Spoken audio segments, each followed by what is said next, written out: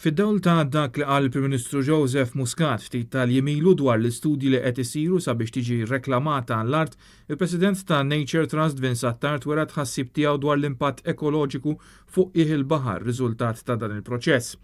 F'kumment li tal il-Gazzetta Malt Today, Vince Attard qal li żball żgħir fil-proċess ikollu riperkussjonijiet kbar li jistgħu jirriżultaw mhux biex fi sfreġju ekoloġiku fiż-żona u l-madwar imma anke fi ħsara lil biodiversità tal-baħar b'impatt negattiv fuq is-sajd.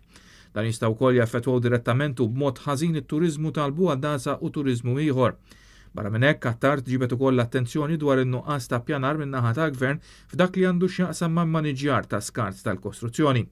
U għal dan referenza għal fatt li l-Gvern donnu qed jipproponi r-reklamazzjoni tal-art biex isolvi kriżi li ħoloqu stess fl-immaniġjar ta' dan it-tip ta' skart. U temm jgħid li r-reklamazzjoni għandu tkun l-aħħar għażla wara li jiġu ikkunsidrati u eżawriti il-possibiltajiet l-oħra kollha.